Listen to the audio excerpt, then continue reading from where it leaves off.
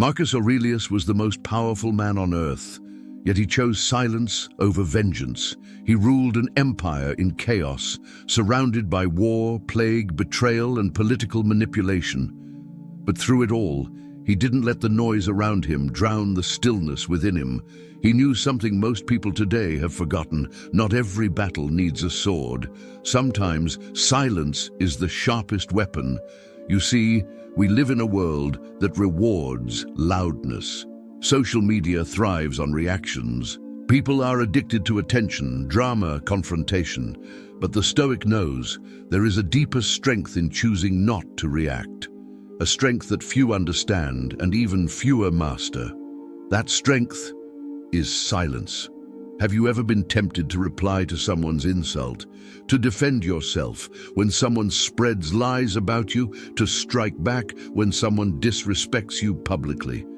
That impulse is natural, but the Stoic path teaches us to resist the impulse and instead choose discipline. Because in moments of emotional heat, silence is not avoidance, it's strategy.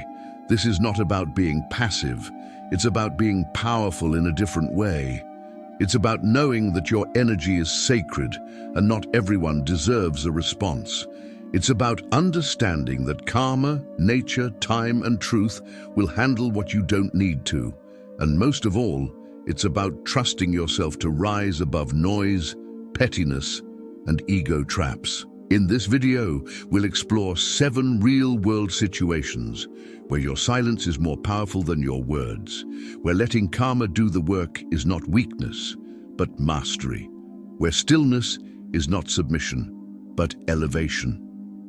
Each of these lessons is drawn from the wisdom of Stoic giants like Epictetus, Seneca, and Marcus Aurelius. These are not abstract ideas. These are real, usable principles that can help you in relationships, work, conflict, and self-mastery. You'll discover exactly when to speak, and more importantly, when to remain quiet. You'll understand why silence creates mystery, commands respect, and protects your peace. And you'll realize that every moment you choose not to react is a moment you train your soul in strength. Think about it. How many times have you said something in anger and regretted it? How many battles did you enter that only drained your energy and changed nothing? How many times did reacting make things worse? The Stoic understands. Just because something provokes you doesn't mean it deserves your attention. Just because you're invited to the war doesn't mean you have to attend. Your silence is not just a lack of words, it's a declaration. It says, I don't need to explain myself. I'm not moved by your chaos. I will not let you define my peace. And that is the kind of power the Stoics lived by. When Epictetus was mocked for his limp, he didn't respond. When he was beaten, he simply said, "You'll break the leg." And when it broke, he calmly added, "I told you so." That's not weakness, that's supreme control. That's what happens when your self-worth isn't tied to what others say or do. Seneca wrote that the greatest revenge is not to be like your enemy. Let that sink in. You don't win by becoming like the people who hurt you. You win by being unshakable, by standing so firm in your own values that no one can drag you down to their level. Marcus Aurelius wrote in his private journals, "The best revenge is to be unlike him who performed the injury." And this was a man who had the authority to destroy his enemies. But he chose reflection over retaliation. That's the level of internal power we're aiming for. That's what silence builds. So if you've ever been betrayed, if you've been attacked verbally, ignored, humiliated, or dismissed, this is your chance to step into a different response. Not one driven by anger, ego, or the need to prove something, but one rooted in clarity, calm, and the confidence that time will reveal the truth. And here's what's even deeper. Every time you choose silence, you're not just avoiding drama, you're training your inner fortress. You're saying, I own my energy, I choose what enters my mind, I protect my peace, And this, more than any external victory, is the true win. Some will mistake your silence for weakness. Let them. Some will try harder to provoke you when you don't react. Let them. Their noise says everything about them. Your silence says everything about you. So in the next few minutes, you're going to learn exactly when to keep your mouth closed and let karma, life, nature, justice do the talking. You'll recognize the situations where any reaction would only feed the fire. You'll gain clarity on when your silence is louder than any argument. And you'll feel what it means to walk through life, not triggered by every petty challenge, but rooted in something deeper. Because in a world where everyone wants to be heard, the one who chooses silence becomes unforgettable.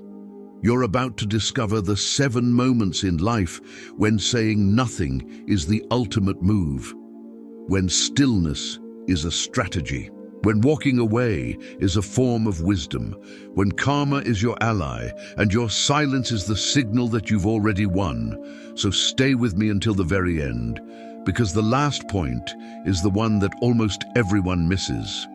And yet, it's the most powerful lesson of all, one that can transform the way you respond to adversity forever.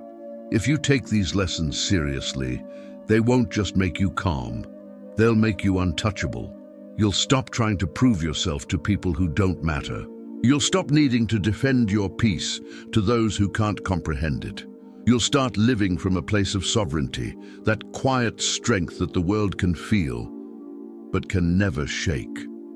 Let this be your moment of shift, from reaction to reflection, from noise to stillness, from proving to mastering. Comment this to lock it in. My silence is my strength. Write it, own it. Let others read it and wonder where your peace comes from, because you've chosen the Stoic path. And on this path, silence is not the absence of power, it is power, refined, sharpened, and fully in your control. Let's begin. Lesson 7. When someone tries to humiliate you in public. There will be times in your life when someone seeks to humiliate you in front of others. Perhaps in the workplace, perhaps at a gathering among friends, perhaps in an online space where others watch still. Their purpose is clear: to wound, to provoke, to expose vulnerability, to seize some power over your identity or your reputation by forcing you into reaction. But what if your silence became the stronger answer? Humiliation only takes hold when you provide the fuel of reaction. When someone insults you, mocks you, or tries to shame you in a circle, there is a moment between the offense and your response. In that space lives power. The Stoics taught that in that space, a wise person sees that they are the master of their own mind. No one else owns it. The outer event may be painful, but your inner response is always yours to steer. Epictetus said that what disturbs people is not things themselves, but their judgments about those things. When someone attempts to humiliate you publicly, they are offering a thing. You judge it. If you judge it worth reacting to, then you amplify the shame or insult. If you judge it unworthy of serious weighting, then it dissipates like smoke in wind. Your silence is your judgment. You are saying it does not define you, it does not change your worth, it does not deserve your voice. Marcus Aurelius, in his journals, reflected often on how much time people waste being upset by reputation, by whispers, by slanders. He asked himself, will this matter in the next month, in the next year? If not, why give it your energy now? His advice was simultaneous humility and strength. Humility to see that the words of others are often beyond your control. Strength to see that you control your own reason. Seneca reminds us in his treatises that the elite of the wise do not let insults land deeply. In De Constantia Sapientis, he describes how the wise stand firm, even when confronted with insults and harms, contumelia and inuria. The sage remains undisturbed because virtue and character, not external opinion, ground their identity. This is not indifference in the weak sense. It is composed focus, a living from what truly matters. Wikipedia. Stoicismo plus tuli, Stoicism U plus 3. When public humiliation arrives, the first impulse is to respond, to defend, to justify, to strike back. But consider, every word you utter allows the other person to control your emotional state. Your silence, on the other hand, takes back your control. Silence in this case is not a retreat, it is your boundary. It says, you may speak. I may choose not to join you in your drama. Imagine being mocked in front of colleagues. Someone makes a cutting remark about your character, your past, your mistakes. They expect you to defend, to explain, to shame them back. But instead you pause. You do not answer. You let the moment pass. You hold your dignity. You let karma carry the weight. The mocking voice seeks vibration. Silence cannot provide it. Without your reaction, the mocker may seem small, even desperate. Humility here is not self-downplay, but self-restraint. You do not become what the mocker expects you to be. Instead, you stay true to virtue. You treat what matters, integrity, reason, kindness, more as your priority than winning a verbal war. You show strength not through loudness, but through quiet steadiness. There is also the Stoic principle of dichotomy of control. We may not control what others say or think, but we control how we choose to see it, whether we allow it to wound us, and whether we give it our inner audience. If someone's insult hits a chord, ask, is this in my power? The content of their comment, no. The meaning I assign it, yes. If I assign little or none, then the insult is powerless. Some insults come from those who do not understand your life, your burdens, your journey. It takes little insight to lash out at another. So often those who attempt humiliation are projecting their own fear, insecurity, envy. When you remain silent and do not validate their attempt, you avoid becoming part of their internal struggle. You keep your inner citadel intact. You protect your peace. In a Stoic response to being punched or insulted, there is a story of Cato, who was harassed physically but refused the satisfaction of reacting even when he could. He rose above the insult. He maintained his composure. He rejected being led by anger. Daily Stoic. That story reminds you that true power is not the ability to strike back, but the ability to stand unmoved, especially in public humiliation where the audience is watching. Let your silence also be a mirror, because when someone tries to humiliate you, their words reflect more about them than about you. Their cruelty, their desire for drama, their need to display power, they become visible. Your silence shows that you do not need to prove your value. It shows that true dignity is not given by applause or notoriety, but earned inside. Silence also gives time. Time for things to settle. Time for truth to emerge. Time for reputation to heal. In many cases, those who humiliate will forget, exaggerate, or distort. Without your immediate reaction, the distortion often loses potency. You allow the moment to fade rather than inflame. Karma, fate, natural justice, consequences often sees that what is sown in hostility returns in ways you may never know. Let it. There is a risk that silence may be misunderstood by others, by yourself. People may think you do not care, you are weak, passive.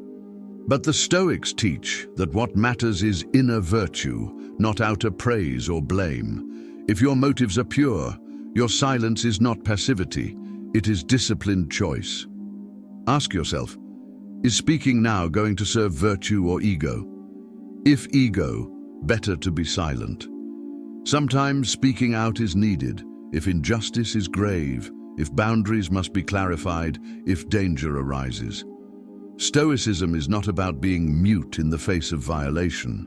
It is about choosing where to spend your voice. But in public humiliation, most insults are not threats, so most reactions only feed entropy. When you stay silent, you preserve your focus. You conserve your emotional energy. You protect your mental clarity. You do not allow gossip, rumor, mockery to gnaw at your soul. You remind yourself that philosophy is about living well, not being seen well. After humiliation, reflect. What part of what was said, if any, can teach you?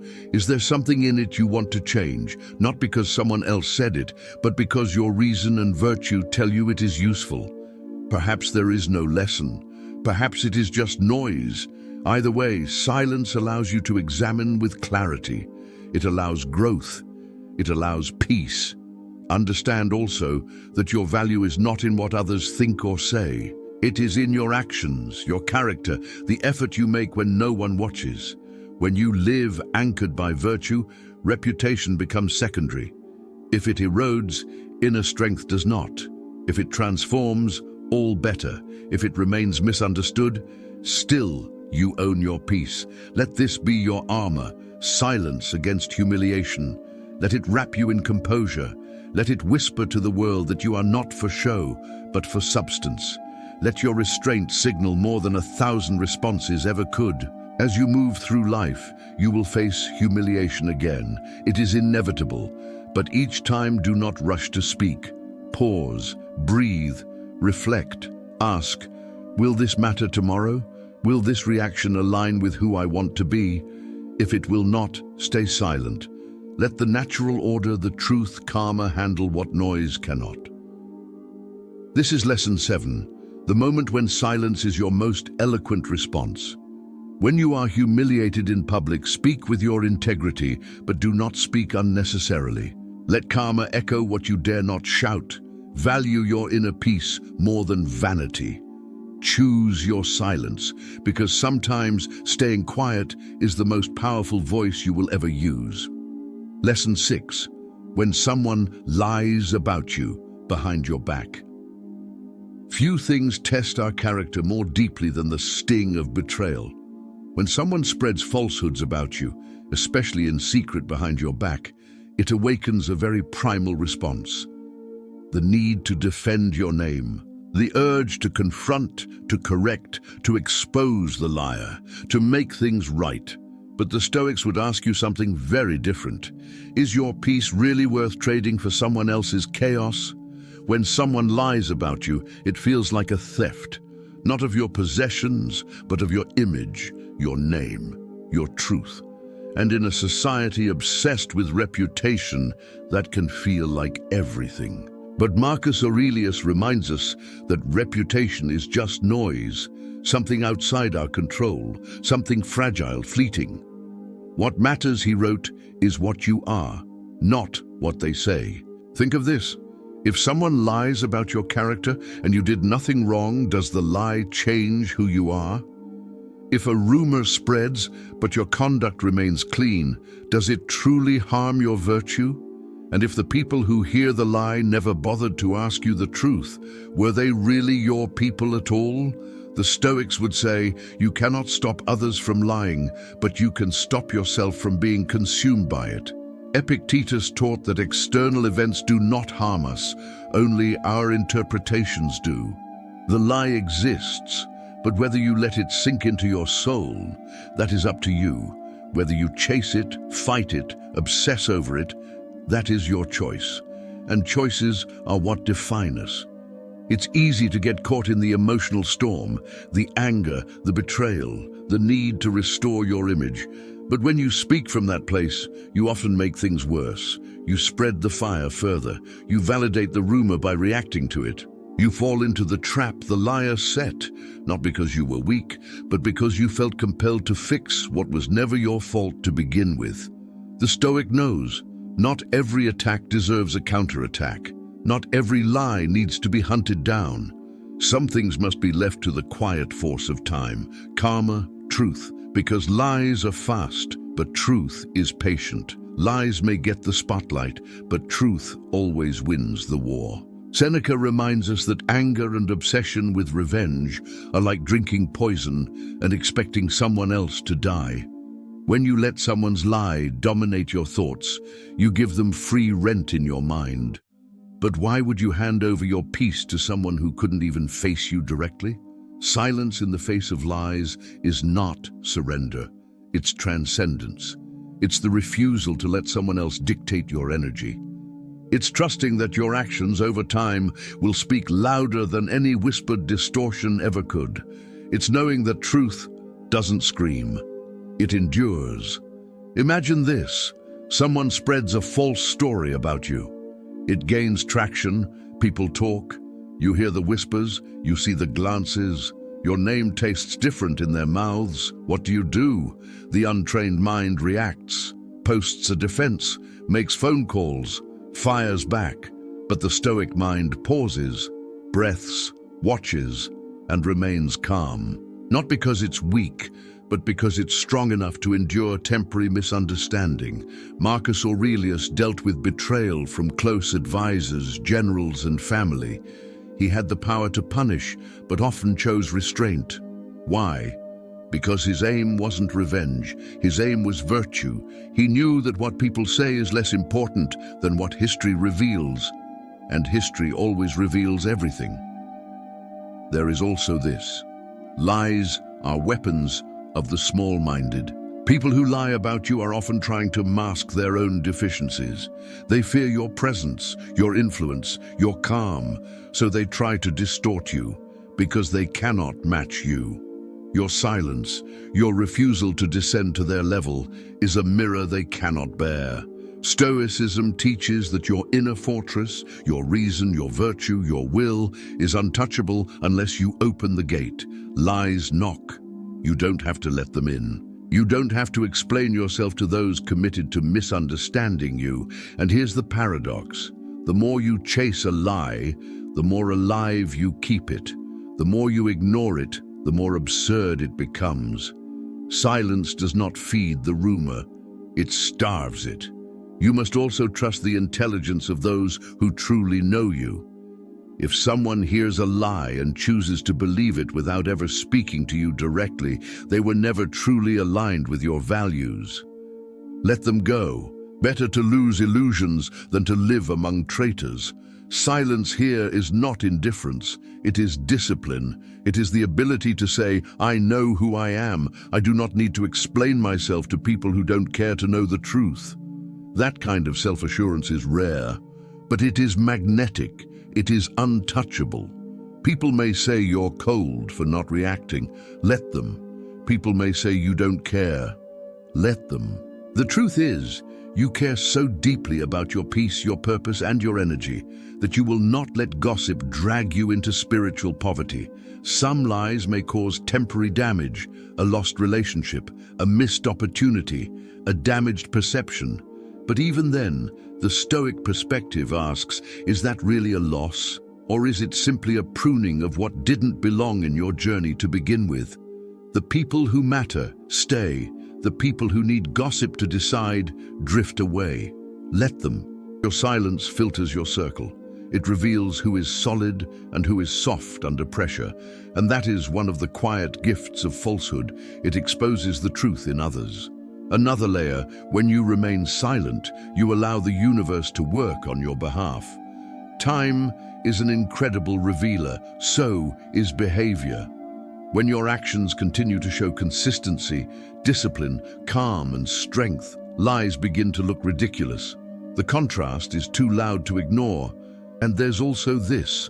You do not need to confront the liar. You do not need to demand an apology or public correction. Why?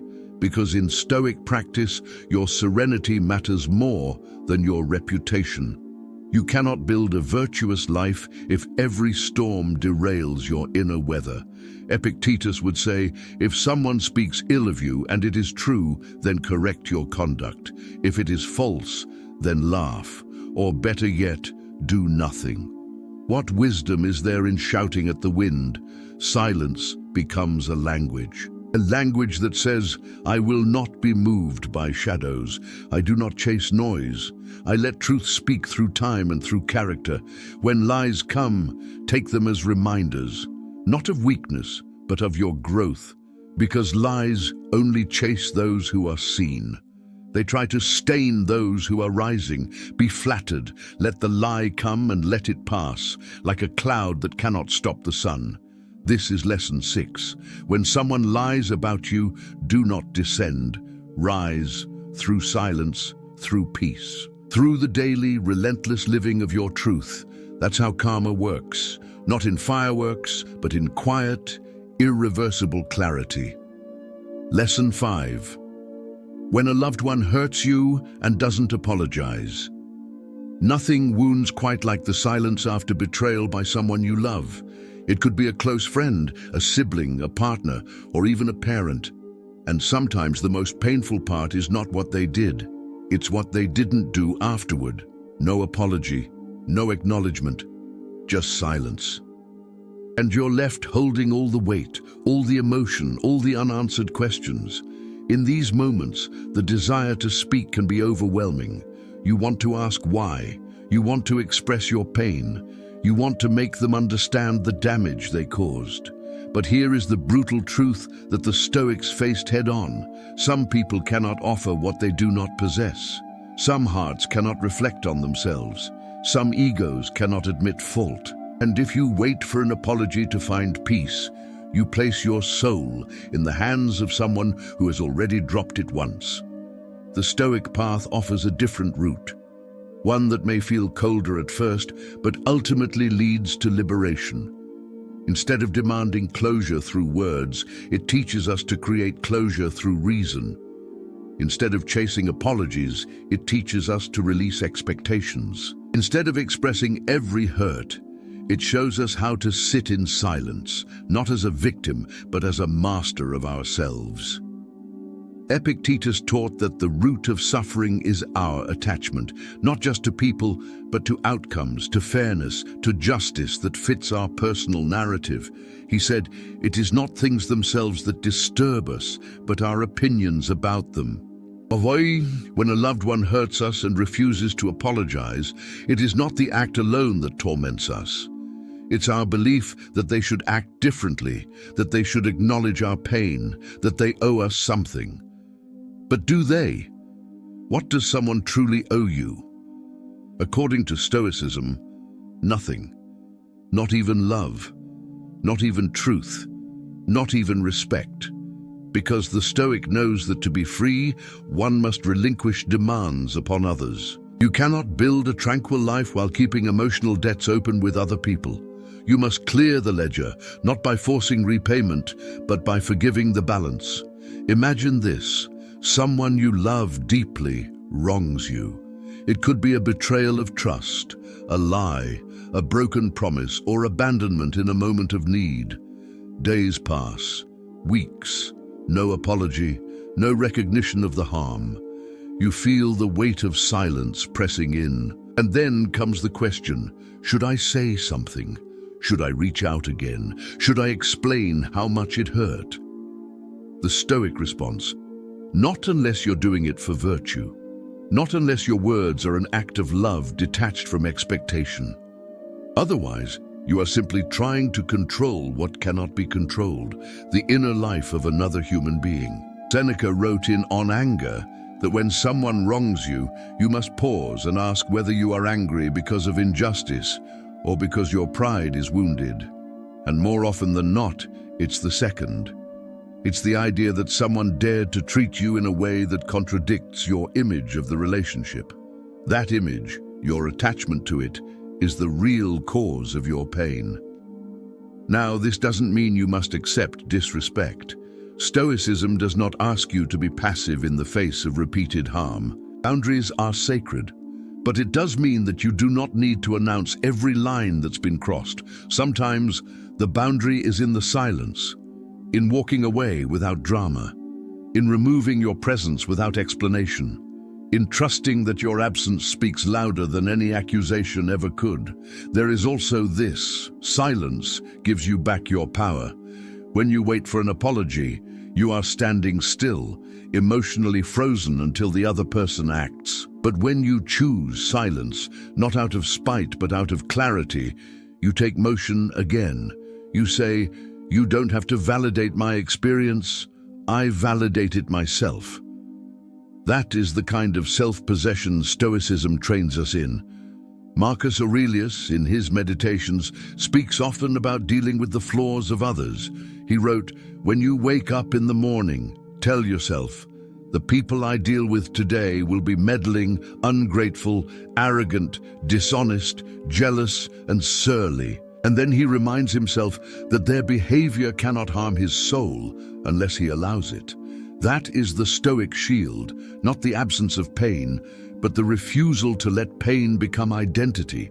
You may think, but if I stay silent, they win. They'll never know what they did. But what if this isn't about them at all? What if silence isn't a tactic but a transformation? What if your goal is not to be heard, but to be free? The Stoic doesn't live to win battles of emotion. He lives to cultivate peace, to act in alignment with virtue, to elevate himself above the petty cycles of hurt and retaliation. That doesn't mean he doesn't feel. It means he feels deeply, but chooses to channel that pain into wisdom, into practice, into strength. Let's be honest. Some people will never apologize, not because they don't feel guilt, but because admitting guilt threatens their fragile sense of self. They may twist the story, justify their actions, or pretend nothing happened. Do you want to live tied to their limitations, or do you want to grow beyond them? The silence you choose is not a punishment, it's a path. It's where healing begins, not from denial, but from detachment. You can grieve the loss of what the relationship could have been. You can feel the weight of disappointment, but you do not need to speak it out to someone who cannot receive it. Speak it to your journal, to your breath, to your own evolving mind. Silence in this context is the Stoic's form of mourning. It's the pause that says, I see what happened, I feel the pain, but I will not become it. It's the discipline that says, you hurt me, but you do not have the power to define my next step. It's the courage to say, I no longer need your apology to move forward. When someone you love hurts you and doesn't apologize, it's natural to want justice. But in the Stoic worldview, justice begins within. You make peace by choosing not to carry what they refuse to take responsibility for. You create closure by acting according to your higher self, not according to their lowest moment. This doesn't mean you suppress your feelings. It means you transform them. You sit with them in silence. You watch them pass like clouds. You write them out, walk them out, breathe through them, and then, without announcement or performance, you release the grip. You choose to live forward, not backward. And here is the final piece of this lesson. Sometimes your silence inspires more than your words ever could, not because it manipulates, but because it reveals. Your calm shows them what they lost. Your stillness confronts them with their own discomfort. Your peace becomes a mirror. Whether they look into it or not is their choice, but your side of the path remains clean. This is lesson 5. When a loved one hurts you and does not apologize, you don't owe them confrontation. You owe yourself serenity, you owe yourself dignity, and you owe yourself the grace of moving on without carrying their unspoken words inside your soul. Let them speak when they are ready, or let them remain silent forever. But you, the Stoic, must continue, always forward, always inward, always grounded in the strength of quiet virtue. Lesson 4. When you're being provoked, just to get a reaction.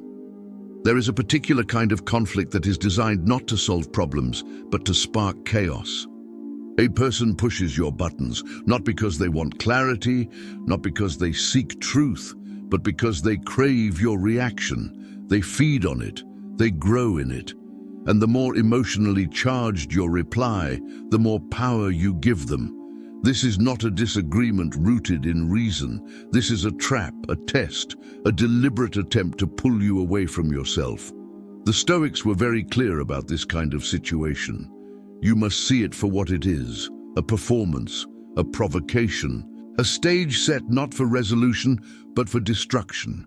When someone provokes you, especially in a way that feels personal, unfair, or irrational, the natural impulse is to defend, to attack, to restore your honor. But Marcus Aurelius, a man who held the fate of an empire in his hands, wrote, "You always have the option of having no opinion." That may sound strange, even weak, but in truth, it is the most powerful position you can take. To refuse to be provoked is not indifference. It is supremacy over yourself. Think of a time when someone tried to bait you into an argument. Maybe it was a co-worker constantly criticizing your work in public. Maybe it was a relative who kept bringing up past wounds. Maybe it was a partner who started a fight with no real cause, just to watch you explode. And maybe you took the bait. You responded. You shouted. You tried to explain. You let yourself be pulled into the storm. And when it was over, you didn't feel victorious. You felt drained, angry, disappointed in yourself because deep down you knew that was not who you are. This is what the Stoics warned us against, losing ourselves in the emotions of the moment, becoming puppets on the strings of others' dysfunction. Seneca wrote that the wise man is never hurried, never agitated, never dragged by passion, because he sees, he understands, and he holds. When someone provokes you, you are being offered a role to play, the angry one, the offended one, the unstable one. Your silence is a refusal to audition. It is a declaration that you will not be cast in a play you did not write. Epictetus often reminded his students that people are not disturbed by events, but by the view they take of those events. When someone speaks to you with disrespect, you must ask yourself, is this worth entering? Will my words be used for peace, or will they only feed the flame? The provoker is not interested in resolution. They are interested in control, and control is granted the moment you lose yours. So what does silence do? It disarms, it confuses, it clarifies. Your refusal to react sends a signal. I see you, I understand your strategy, but I will not play. This is not a retreat. It is a refusal to engage in a battle beneath your level. Picture this. Someone stands in front of you, their words sharp, their tone rising, their energy chaotic, and you, calm, present, unmoved, simply observe. You do not answer, you do not flinch, you do not even raise your brow. That silence, that restraint, that command over your impulses, that is power. It is the power that Marcus Aurelius trained himself in daily. The power of inner citadel. The power of living by principle, not by provocation. Now, this doesn't mean you never speak, but you choose when. And more importantly, you choose why. If your words would only defend your ego, they are wasted. But if they would serve justice, virtue, clarity, then they may be spoken with calm and precision. Otherwise, silence is enough. Here's a truth the Stoics understood well. When you don't react, you don't give them material.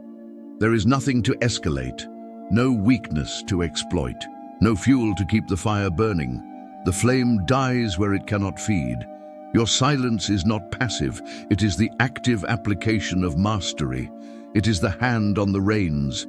It is the trained response of someone who refuses to be ruled by external forces.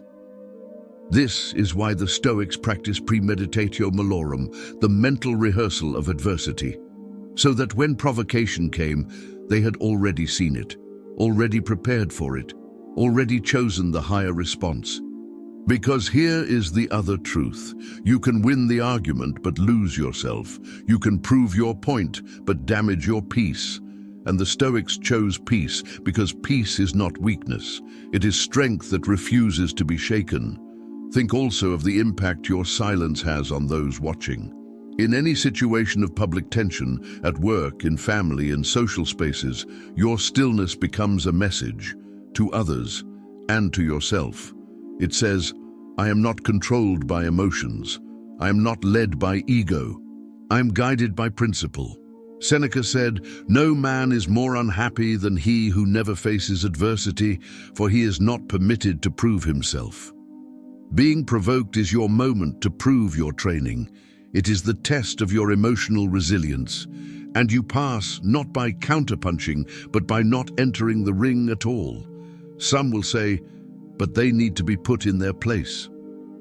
Maybe, but is that your role? Or will life handle it in due time? Because karma, as the saying goes, does not miss, and silence leaves room for karma to speak.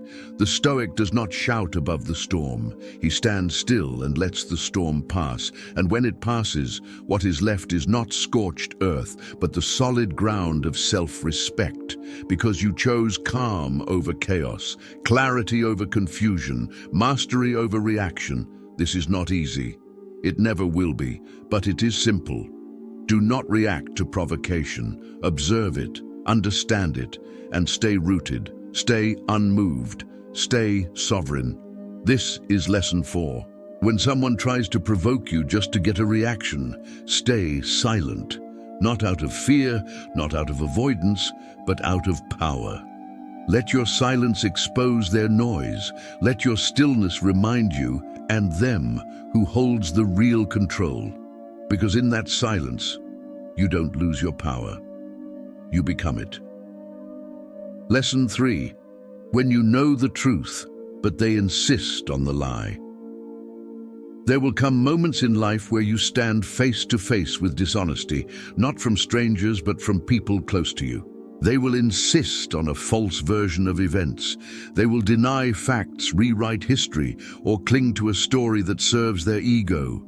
And there you are, holding the truth, quietly, in your heart, knowing what really happened, knowing what was said, what was done, what was promised, and knowing they will not acknowledge it. This is one of the most frustrating and spiritually dangerous moments for any person walking the Stoic path, because everything in your nature will want to correct them, to argue, to lay down the facts, to prove yourself, to force them to admit what they know deep down but refuse to say.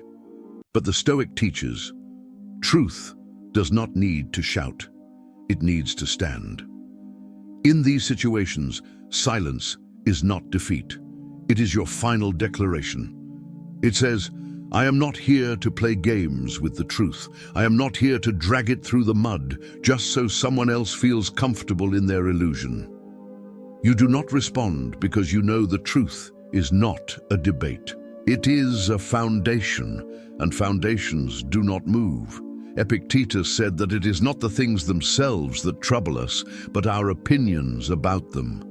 When someone lies to your face, or worse, lies about you, it is not the lie that destroys your peace. It is your belief that they must tell the truth for you to feel whole. But they don't. Their truth is theirs. Yours is yours. And the Stoic chooses to live in alignment with his own integrity, not in pursuit of anyone else's approval. The world is full of people who manipulate facts to protect their image, who distort reality to avoid accountability, who rewrite the past because it's easier than facing the discomfort of truth.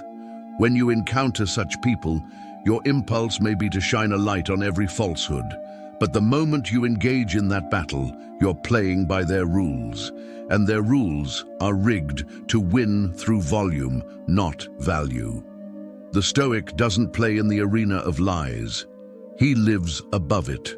Marcus Aurelius, writing in the solitude of his tent between wars, reminded himself often, do not waste what remains of your life in speculating about others. It is not right to be disturbed by things that do not belong to your soul. That includes someone else's version of the truth. Their perception is not your problem. Their dishonesty is not your burden to fix. If you know you acted with honor, with clarity, with virtue, what is left to prove? What would arguing bring you that your own conscience has not already given you? And this is where silence becomes a sword. Not a weapon to hurt others, but a weapon to cut through illusion. When you refuse to engage in a lie, when you no longer offer your breath to false narratives, you starve the illusion of its power. You are not complicit in their deception. You are simply free. Think of it this way. When someone insists on a lie, they are not truly speaking to you. They are speaking to themselves. They are constructing a mental shield to avoid their own guilt or insecurity. They may be speaking at you, but it has nothing to do with you. Your response is unnecessary. In fact, your silence becomes a boundary that protects you from being pulled into their psychological maze. Now, this is not to say that you must always remain silent when truth is challenged. There are times when you must speak, not for your ego, but for justice. When the lie is causing harm to others, when silence would mean enabling abuse, the Stoic is not afraid to act. But even then, he speaks with purpose, not emotion, with clarity, not vengeance, with reason, not reaction. Most of the time, however, the lie will be small, personal, designed not to destroy you, but to protect someone else's ego. In those moments, you must weigh the cost of correcting the story against the value of your inner peace. Seneca said that the wise man concerns himself only with what is within his control, and the opinion of others is not. When someone misrepresents you, misunderstands you, or misremembers the truth, you have a choice. Correct them and risk becoming entangled in their defenses, or stay silent and remain rooted in your own reality. And that is where the deeper power lies. Silence becomes not just a tactic, but a sanctuary, a place where you can return to yourself, where you remember that your worth was never dependent on someone else's agreement. That truth, like nature, does not require belief to exist. It simply is. Let's be honest. We all want to be seen clearly, understood, recognized for who we are and what we stand for. But the Stoic knows that to need that is to become a slave to the minds of others. And if you become a slave to the minds of others, you abandon your own. When you choose silence in the face of lies, you are not giving up. You are choosing your battles. You are saying, my energy will not be used to fix illusions. My peace is not available for rent. And ironically, it is often your silence that begins to reveal the truth more than any argument could. People watch. They notice who continues with integrity and who spins the story. Over time, the gap between what's said and what's lived becomes too wide to ignore. Lies require maintenance. Truth just exists. There is also a beautiful irony in silence. It forces others to sit with their own words. When you don't respond, when you don't chase or explain or justify, they are left with their echo. And sometimes that echo becomes deafening. Your silence holds a mirror, and what they see in that mirror is not your responsibility, but it is your freedom. This is lesson 3. When you know the truth but they insist on the lie, do not lower yourself to their level. Let them speak, let them perform, let them twist. You do not need to respond. The truth is not afraid of silence. You do not need to defend reality. Reality defends itself. Stand firm. Speak only when virtue calls for it. And in all other times, remain in the power of your unspoken truth. Because the one who stays silent in the face of lies is not weak. He is unshakable. Lesson 2. When someone is trying to guilt you into doing what they want. Guilt is one of the most powerful emotional weapons a person can use against you. It doesn't shout like anger. It doesn't hit like rage. It whispers. It pulls. It questions. It disguises itself as morality, as care, as love. And before you realize it, you're no longer acting out of your own judgment, but out of someone else's expectations. The Stoic knows this feeling well, because guilt, when misused, is not about justice. It's about control. It's not about right and wrong. It's about manipulation. And when someone tries to guilt you into doing what they want, they're not appealing to your virtue. They're appealing to your fear of being seen as selfish, cold, uncaring, or wrong. But here's the truth that the Stoics held tightly to. If you are acting in alignment with reason and virtue, then guilt has no place in your soul. Let's look at this deeply. You have a friend, or a family member, or a partner, someone close. They want something from you. Maybe it's your time. maybe it's your money, maybe it's your energy. And when you hesitate or say no, they don't respond with understanding. They respond with pressure, with emotional leverage. After everything I've done for you, if you really cared, you would. I guess I just mean less to you now. That is not love. That is emotional blackmail dressed in emotional language. Marcus Aurelius reminded himself, if it is not right, do not do it. If it is not true, do not say it. And that includes when doing something would make you look good in the eyes of others, even when it would keep the peace. Because false peace bought through guilt is not peace at all. It is slavery of the soul. The Stoic path asks you to examine every motive, not just of others, but of yourself. When someone makes you feel guilty, ask yourself, is what they want actually aligned with my values? Is this request just? Is my refusal based in selfishness or in clarity? If the answer is that your no comes from virtue, then let it stand. Do not explain it. Do not wrap it in sugar. Let it stand like a stone. Seneca wrote often about the danger of pleasing others at the expense of one's own principles.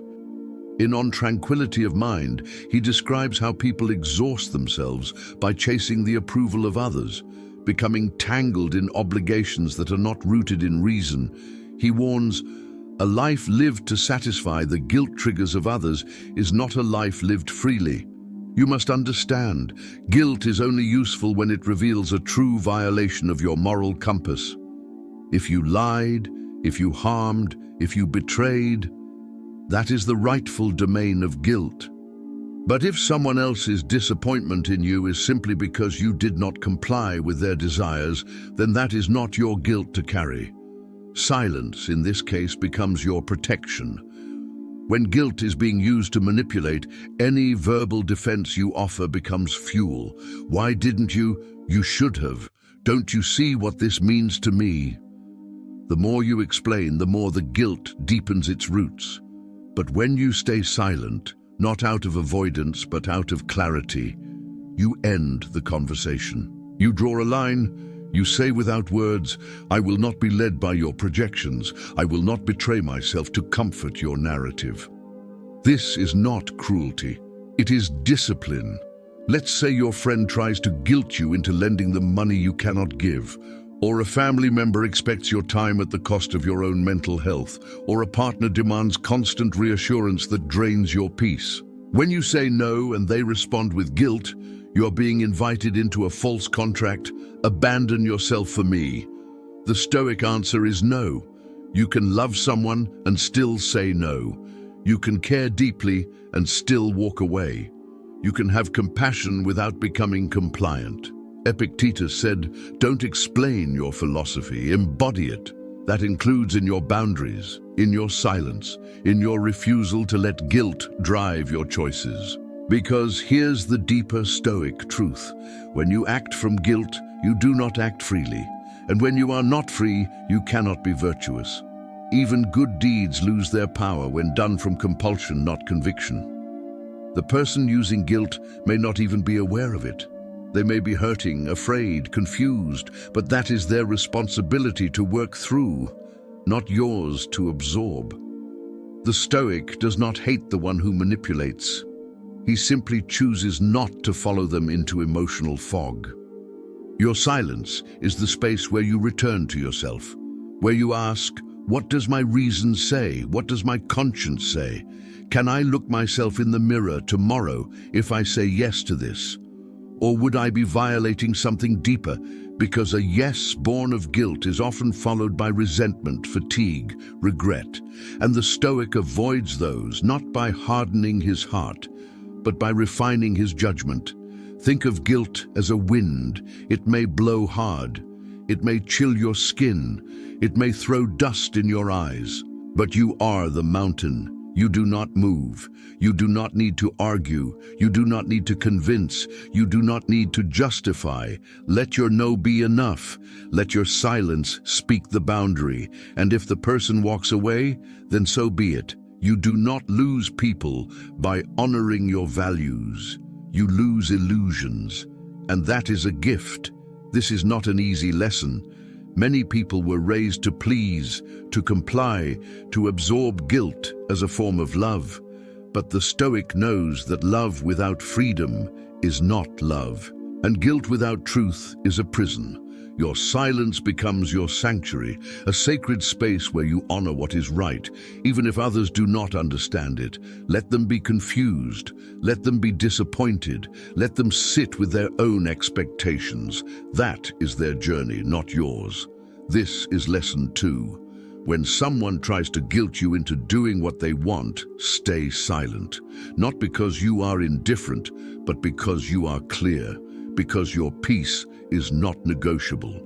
Because your life must be directed by reason, not by manipulation. Guilt is a powerful tool, but your clarity is stronger. Stand in it, and let your silence do the speaking. Lesson 1. When the argument is not worth your peace. There comes a moment when you realize that not every hill is worth dying on, not every battle deserves your sword, not every argument needs your voice, and perhaps the greatest act of strength is not in what you say, but in what you walk away from. This is the final and most essential lesson, the moment you recognize that your peace is more valuable than your pride. The Stoics lived by this. They believed that inner tranquility was not just a nice idea, it was the highest form of wealth. Marcus Aurelius wrote in his Meditations, "You have power over your mind, not outside events. Realize this, and you will find strength." He understood that peace is not found in the absence of conflict, but in the refusal to be disturbed by it. How many times have you found yourself pulled into an argument that left you drained, agitated, regretful? You said things you didn't mean. You fought over things that, in hindsight, didn't matter. And when it was over, you didn't feel clearer. You felt further away from yourself. That is the cost of letting your peace be traded for validation. The Stoic is not interested in proving he is right. He's interested in living rightly. And that means recognizing that some arguments are beneath your values. Some conflicts are traps, disguised as opportunities for justice. And some people argue not to understand, but to dominate. They don't seek truth, they seek victory. And that is not a battle the Stoic enters. Seneca warned that those who are quick to anger are like cities without walls, exposed, vulnerable, easily conquered. And arguing, especially over petty matters, is a subtle form of anger, a form that feels righteous. But righteousness without reason is just disguised ego. When you choose not to argue, you are not surrendering. You are choosing to preserve your center. You are choosing to rise. Let's be clear, this does not mean you never speak up. The Stoic speaks when there is injustice that must be addressed, when silence would be cowardice, when truth requires a voice. But in most everyday arguments about opinions, misunderstandings, or ego wounds, the Stoic sees the bigger picture.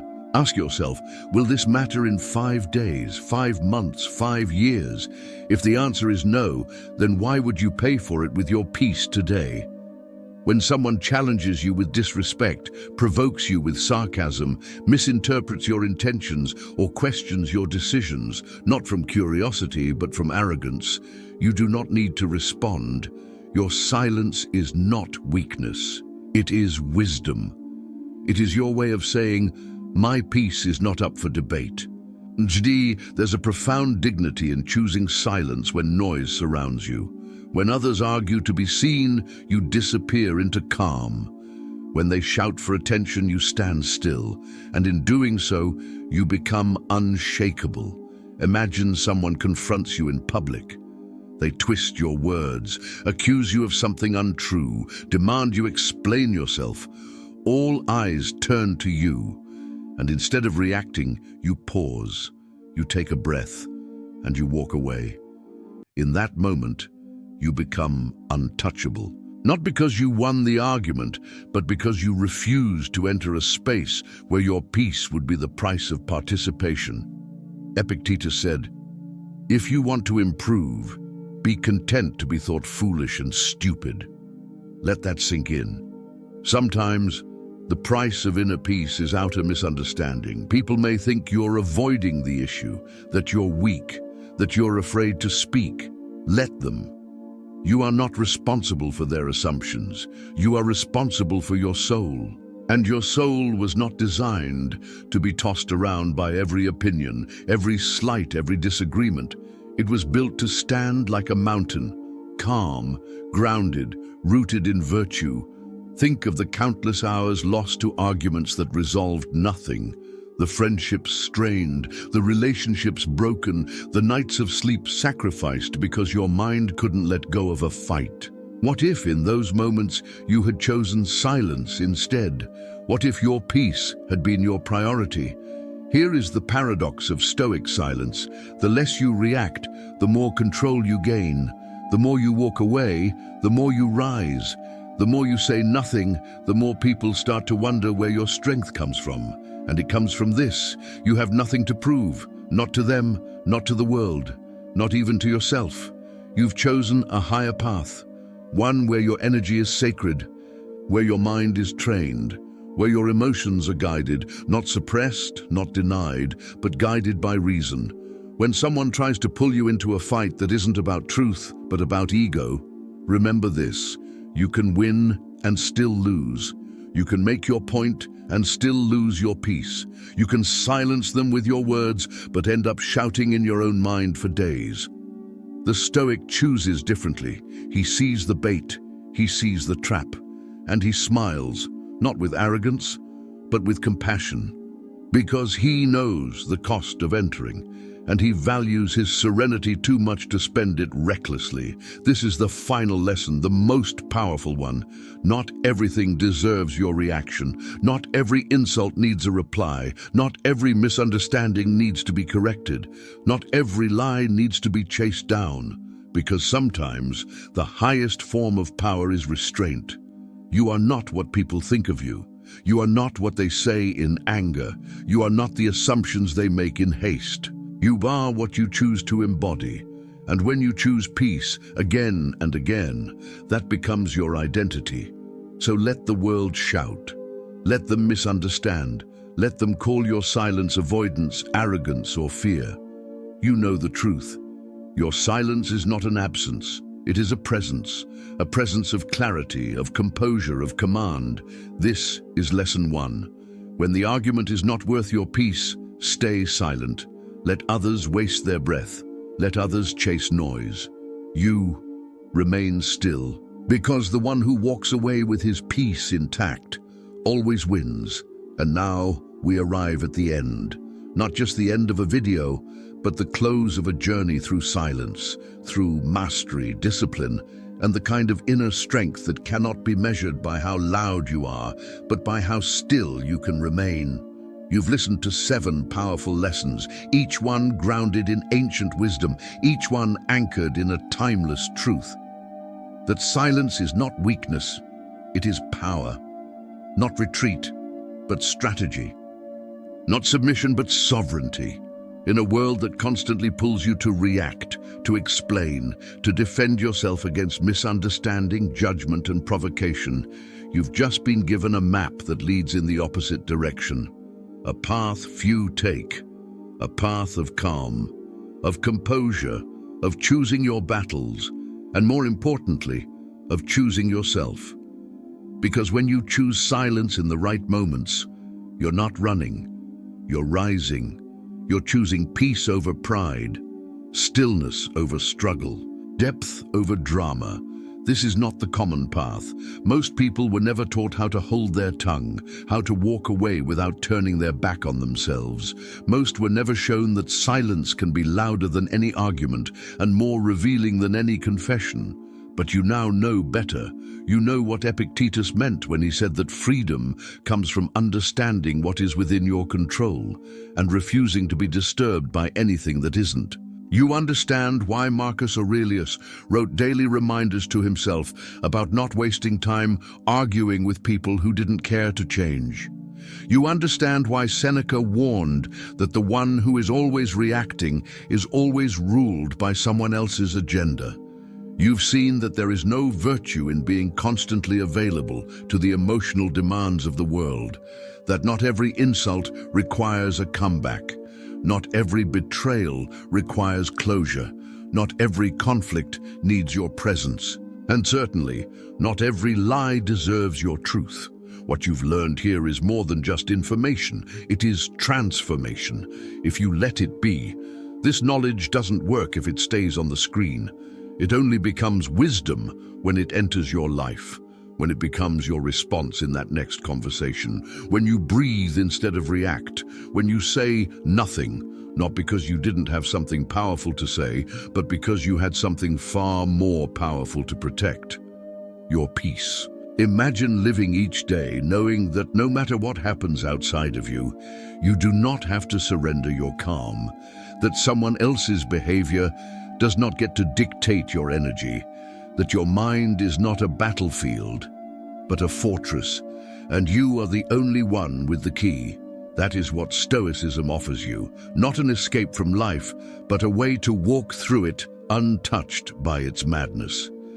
This channel, Diary Stoic, is here to remind you of that, not to entertain you, but to wake something ancient inside you, the part of you that remembers what it means to live by principle, to move through the world quietly but with purpose, to say less but mean more.